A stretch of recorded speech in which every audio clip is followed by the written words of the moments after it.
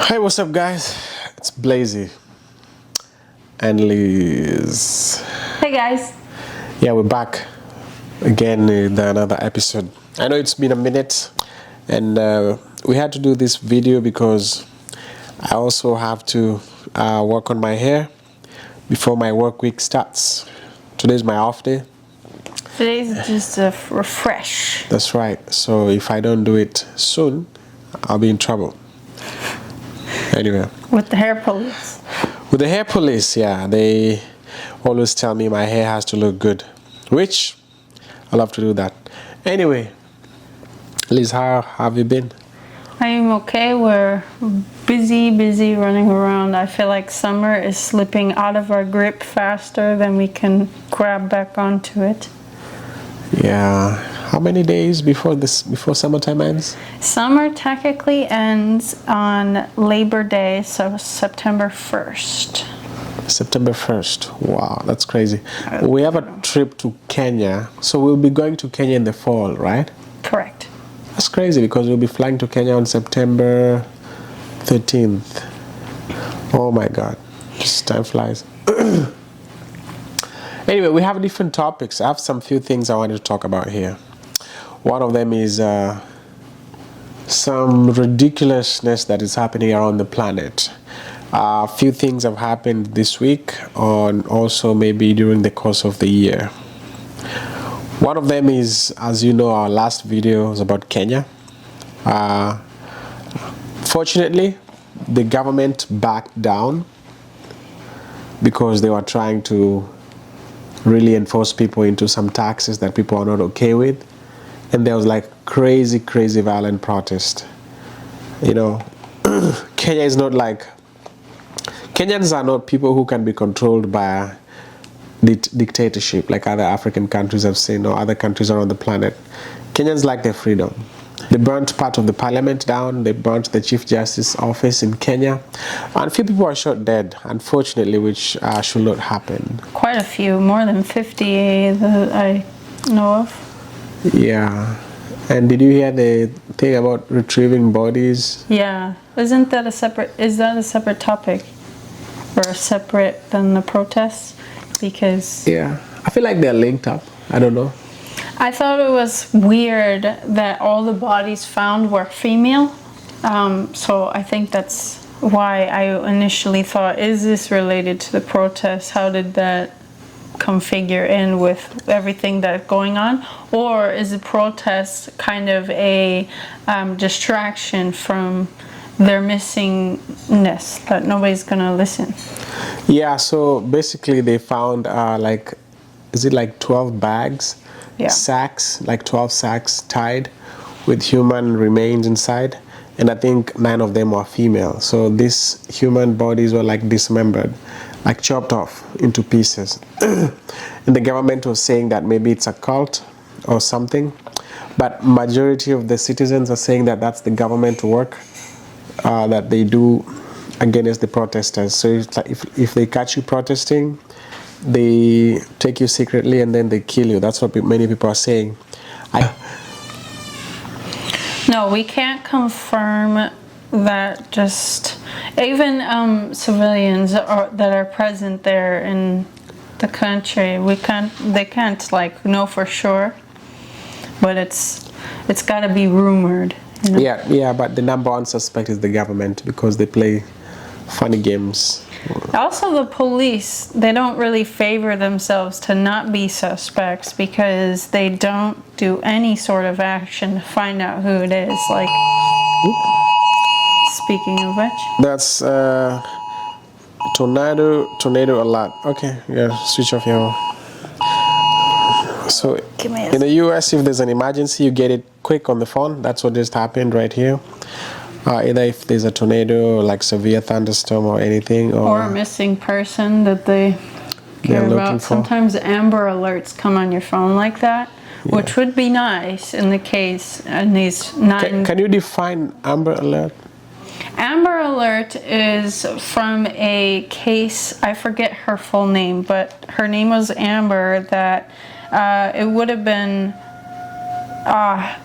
more helpful if they did alerts nationwide. So they passed a law that requires news sent to your phone, basically, to alert you, just like of a vehicle that they're looking for. They might send it to your phone, and a mass emergency message that will help them out in these really extreme cases. Obviously, there's a lot of missing people every day, so these are normally children or like high-profile adults, something like that. They're not going to be everyday missing people. They're going to be of vulnerability. Yeah, so it's crazy. So anytime something like that happens, you get alert while you're driving or on your phone. It's things that we get used to in the US, you know. At least here, if you get lost, they can try and find you. Sometimes. I mean, let's say most of the time. Let's go back to our topic, you know. So anyway, we pray for Kenya. I hope everything goes well. We're very sorry for all the lives lost. Condolences to the family. I hope they find peace. We're keeping them on our thoughts and prayers. And keeping up with the news, remembering their names also. Yeah.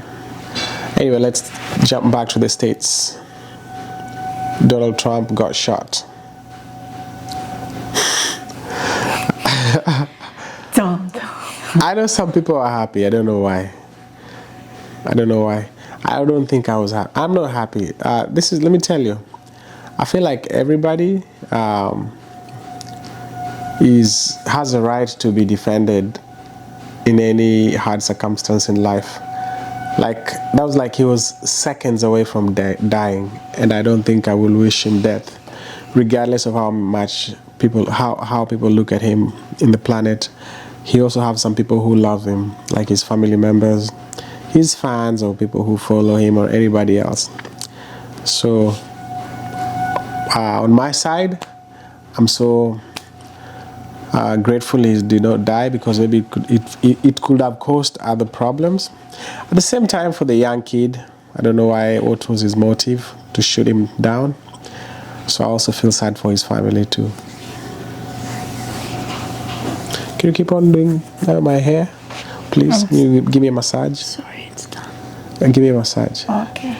So Liz is very good with giving me a massage, so I hope you guys don't mind. Just on the head. Yeah, Liz, what's your take on that Trump shooting? I think it was they really got caught off guard, because it looks like just a guy from down the street, you know. So they really got caught off guard, because as you know, you see snapshots and they're like scrambling.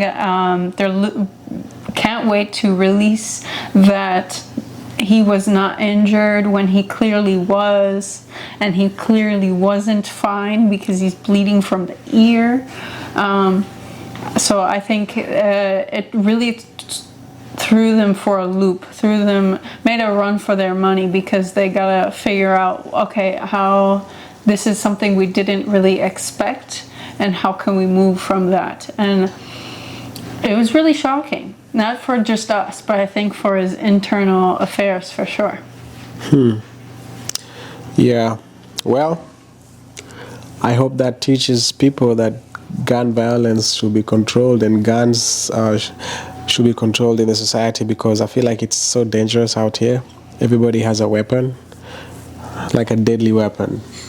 In Kenya, we don't have so many guns like the way you guys have it in the US.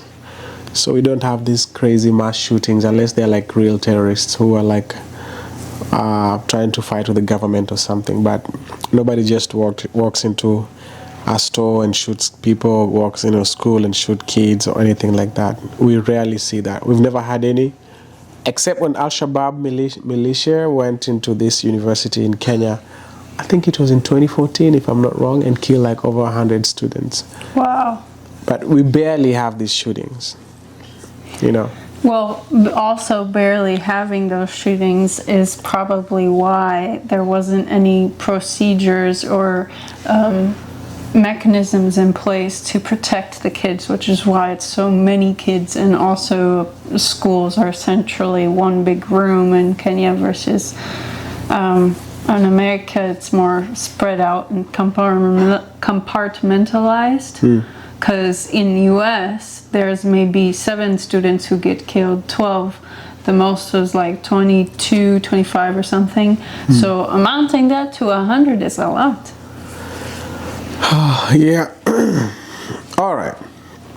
I think Liz is getting tired. We're about to finish this video, but actually this was supposed to be our main topic, whatever I'm going to talk about right now. I just saw it. I've been seeing it for the last 3 months, but I haven't really, you know, just none of my business. But I think until today, when I dived into like checking what this is all about, I was very, very disappointed. There's this kid, I'm gonna pull up his name. He's from India. His name is like, let's see, Ambani. You guys might know who we're talking about. The son of the richest man in Asia. So this boy is 29. His father is 67. They're the richest people. They're the richest family in Asia. His father is $123.3 billion, which is very rich, you know. But according to my caliber, or like Blazy, that's just a number. Because me, I know the secret of life, of having fun, having a happy life. Maybe soon I'll do a pop episode about that. Anyway, this kid had someone that he wanted to marry. I can't know his wife's name, something Radhika, if I'm not wrong. They spent $300 million. 320. $320 million in, is it 3 months or 4 months? Something like that. Something crazy. It's just party and all kind of stuff, which is okay. Nobody has a problem with you spending $300 million. But bro, you live in India. This guy lives in India.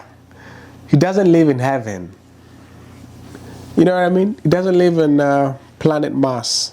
The most populated country in the world. Jesus Christ. This dude spends $300 million in 3 months. Oh my God. Oh my goodness. Let me use that word. I don't use it, but it's, according to me, it's shameful. It's embarrassing. It's bombastic, disgraceful. It's disgraceful. And this is the problem where we have this extreme wealth and extreme poverty. Because I know people in India who survive from $2 a day, which they can't fix the problems of all Indians. But think of if they were to invest that kind of service into the community and try to help people. Oh my God, they will do so much different. Maybe they're doing something, but to just wedding, just, oh my God, it's ridiculous. I think the most amount someone should use on the wedding is only like $12,000. What do you think, Liz? We might be biased. I think it's all about the mindset. I think those people at that level of money, not only with the new husband that they just got married to, but also his wife also comes from riches. The money together really taints the brain that you don't even recognize the disease is overpowering your state of mind and your daily life to a new level that if you just changed your mindset, you could really help the rest of the world. It's not like their problem per se, I'm saying, but it would go a lot longer way than $320 million to 1,000 people at a wedding to remember this good time, but they've had other good times too. Actually, my greatest prayer in life is not to become rich. Yeah. I don't think I want to be. Head. I want to be rich in life and rich in having fun and rich in having good family and friends around me. Well, I want efficiency, where I can go and buy food in a store and not worry about the next meal. That's comfort. Yeah. That's different than what they're experiencing for sure. They're experiencing surplus of comfort by the extreme. Yeah, and I want to be able to go to work every day for me to earn. Because if I was to make so much money until I can't go to work, well, it's okay, but I don't think that's, because it's like it should be a collective thing that people do together to uplift each other. That's why I'm a very big fan of, like, if you can't work, there's no food for you. So you can at least, if you can't even do any job, then you can even sing. Like, even singers, I respect them. They try to be creative in any way. But these people become so rich until they don't know what to do with their money. And it's a shame in India. It's a shame. It's a big shame to see something like that happening. And I see people like using water that is poisoned from the river, and oh my God, and people are starving and people are going crazy and they live this big life. And I promise you, one day the poor will stand up. I hope you saw what happened in Kenya. Not one day, very soon. I think that there's going to be a revolution. Yeah. It's going to be a revolution pretty soon, because the situation is getting hard every day, terrible every day. And the rich and the political class, they look at normal citizens as just trash. They don't care. But the normal human citizens is the ones supplying the money. The ones that are not willingly giving the hand, but interconnectedly through corruption and companies they're getting the money from somewhere. Yeah. From the greater class, and then keeping it. I think people should give money back. As soon as you have enough money, give money back to some things that can help the community, but not just keep stacking and stacking and stacking and stacking. Like, what do we need, Liz? A house? What else? Water. Water. What else? Food. Food. Clothes. Clothes. That's it. That's enough. Maybe shoes on your feet if you can. But the rest of the things, it's bonus. You know what I mean? One of the things we like to do is travel. So that's the only thing we always feel like, after we get all these basic needs, we want God to help us with money to travel the world, because for the purpose of teaching and learning. So that's all I need, man. My kid, I will teach him or her lessons in life and take him out of school, do everything, but I don't like the idea that I'm gonna leave so much money for him. He has to find his own money. No, And we won't hand him any money. He has to start working just like the rest of us.